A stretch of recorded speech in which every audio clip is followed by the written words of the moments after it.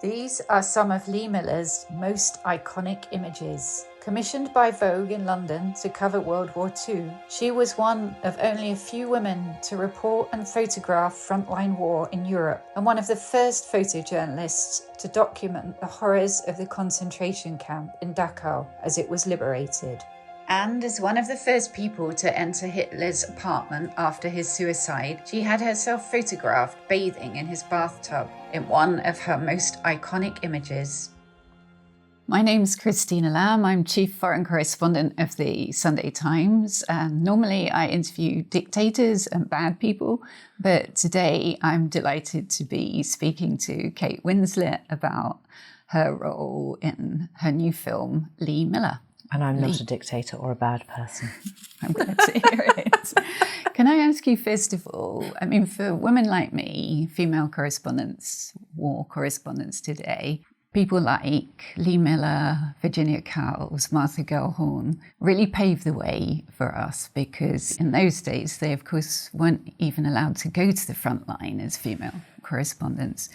What drew you to make this film? Well, I think you just said it.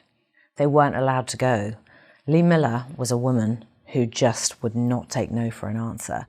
We don't send women to combat.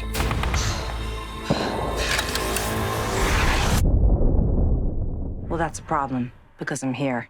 And this was the main thing for me. Lee just did not believe in shying away from looking at the world and saying it how she saw it. Somehow she was pigeonholed a little bit historically as having been this muse, the former muse of Man Ray, ex-model, former cover girl. But it was a tiny little section of her life, and she didn't even like being a model. I mean, she famously said, "I'd rather take a picture than be one."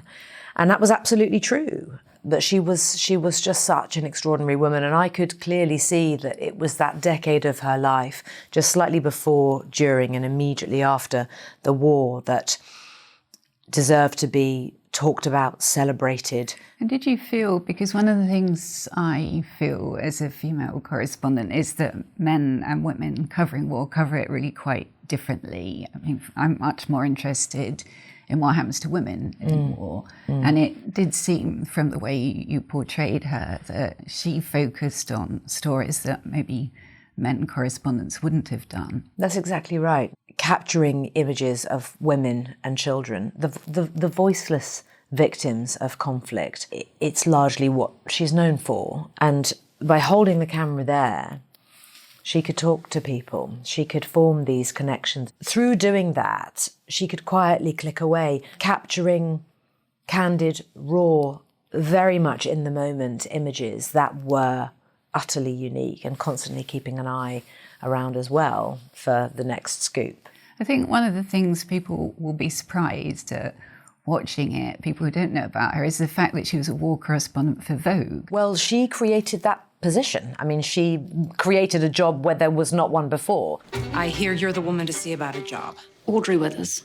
Yes, I am. Audrey Withers, the editor of Vogue at the time, was a phenomenal champion of Lee's work. And just reading the letters between Lee and Audrey, she would request, fresh pairs of knickers and tights, and Ovaltine. I can't quite imagine asking my editor his mail. Yeah, and of course, and Audrey would respond saying, "Here you are, dear girl, keep going. We're all rooting for you." We drove into the worst of it all. And how did you feel filming the war scenes? I mean, was it traumatic for you? It was. Running through San Marlo, all of that. I have to be honest, I was in a huge amount of pain because I'd injured myself the day before we started shooting. The costume designer, Michael, had said, "Oh, listen, doll, before we do this next rehearsal, will you just pop these boots on for us? I just want to make sure that we've had them adjusted properly." And I went, run, whoosh, bang, and I landed on my coccyx, and I was so badly injured. Limping and terrible pain, actually, for the rest of the shoot because of it. Ironically, Lee went through the war with terrible back pain. I was like, thanks very much. Filming the Dachau sequences and discovering the train, it was, yes, very hard.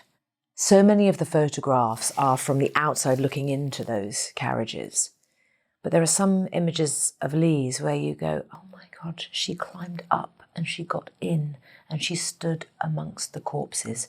I mean, it completely takes your breath away. Who knows what was going through Lee's mind? But you yourself may know as a correspondent. I think you do distance yourself a bit when you're in the middle of it, because otherwise you couldn't do the work. But also you get just so caught up in it. It's usually only afterwards that it affects you. I think the hardest thing is actually coming back from war. When you're actually in the middle of it, you're just caring about telling the story and often angry about what's happening and wanting people to know what is going on. Yeah, and Lee was angry. She was so angry.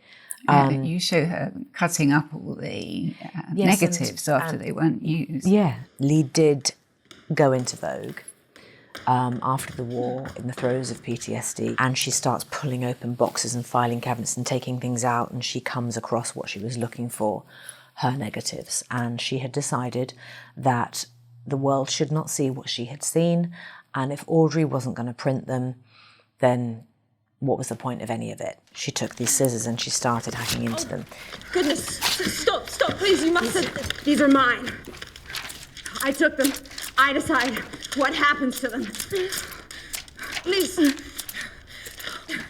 In my research, I met a woman, and she was working as a 15-year-old secretary for Vogue.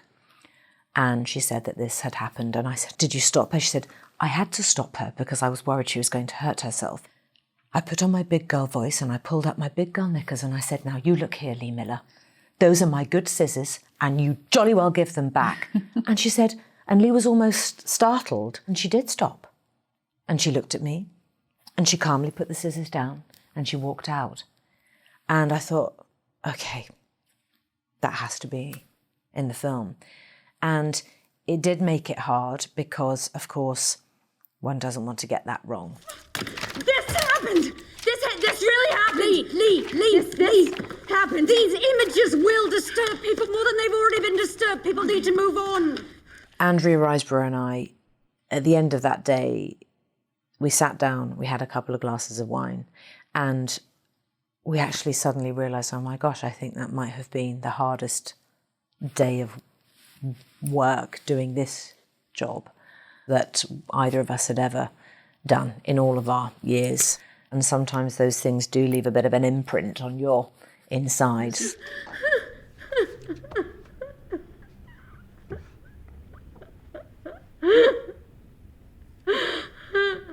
I've sent them to New York, and I'm hoping that American Vogue will publish them. And I'm really trying, Lee. I'm really trying.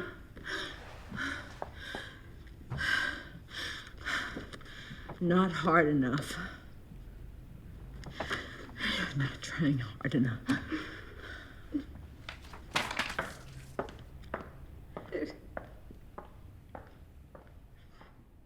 Was this the most traumatic film you've made? Yeah.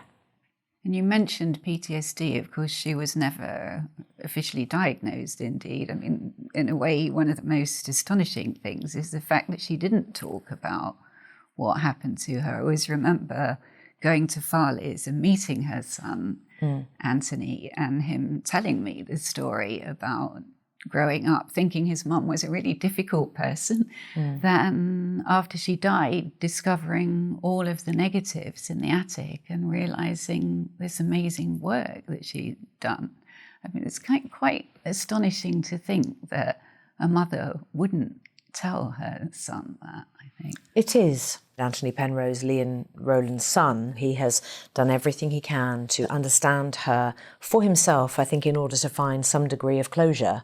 And it's been very, very moving for me to work so closely with Anthony and to have sat with him by his side when he first watched the film, and for him to turn to me and say thank you.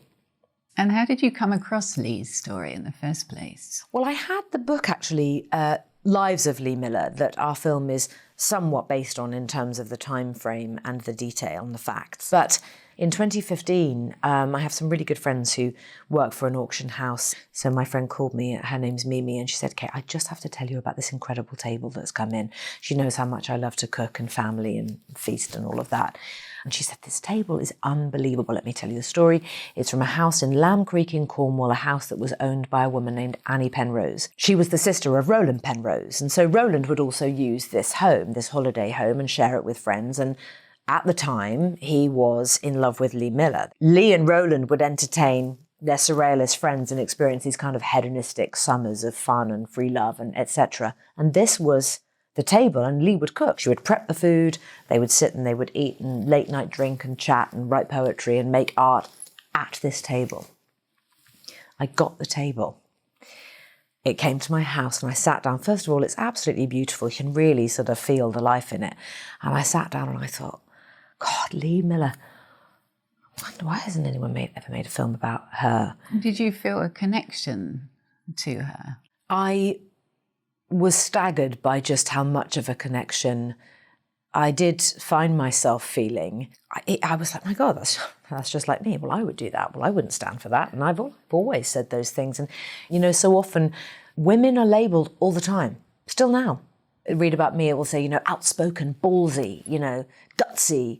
We don't say any such thing about men. I don't know, it's so strange to me. And I think get frustrated. People often say to me, how do you combine being a war correspondent and a mother? And I've never heard anybody ask a male correspondent, how do you combine being a war correspondent and a father? A father, yeah, exactly. It's so true. And yeah, I think part of the reason, again, why I wanted this to be such a female-driven piece, in the sense that my co-producer, Kate Solomon, and I were truly just joined at the hip. And in all of our original, like, big Zoom meetings that we would have with, you know, the 12 faces of various different investors and producers all over the place, and only I could see that she was breastfeeding her son during every single one of those meetings. And I'd see her elbow like this, and the computer would sort of stop here, and then she'd tilt the screen ever so slightly, and lo and behold, yep, okay, she's switched sides. So that just goes to show you, we are raising children, and yeah, we can multitask, but yeah, you're right, we don't use those words for the boys, do we? No.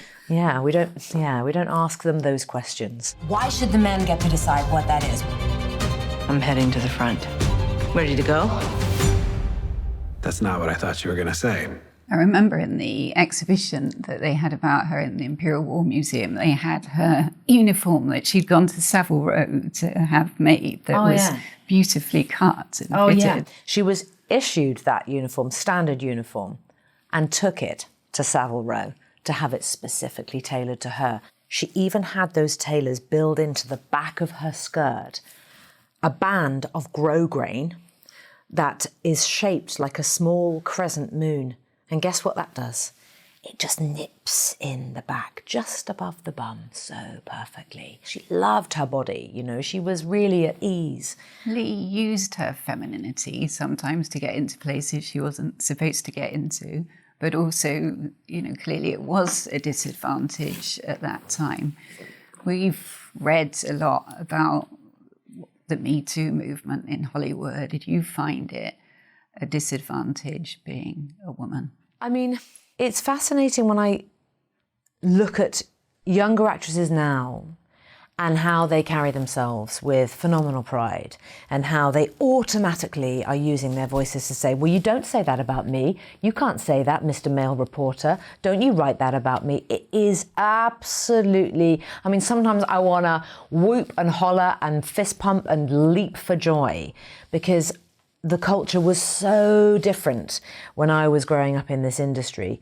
I didn't experience any form of extremely bad behaviour, but I certainly had to learn how to protect myself in male-dominated spaces. And things like intimacy coaches didn't exist then. And even now I'm still learning how to make best use myself of an intimacy coach, because I have grown up in an industry where I just got used to having to whip my clothes off in a room full of men and hide my dressing gown as closely as I possibly could to me, because the one woman, the dresser, would be asked to leave the room and stand 20 feet over there. Well, that's too far away. That might take us 7 seconds to climb across equipment, and I'm lying there completely naked. So it's different now. And I do like to think that perhaps in some way, however big, however small it might be, that perhaps me learning how to use my voice in the industry as a woman who's been doing this a long time, I hope that that has just helped just turn the tide a touch. It's nice to think that perhaps that's been a contributing factor in helping those girls use their voices in a different way. Can I ask you a last question? Lee Miller did a variety of jobs before she became war correspondent. What was your first ever job? My first ever job was making sandwiches in a delicatessen in Reading, Berkshire. It was called County Delicacies. It was a family-run business, and I think myself and all of my siblings at one point or another probably worked there as a Saturday job.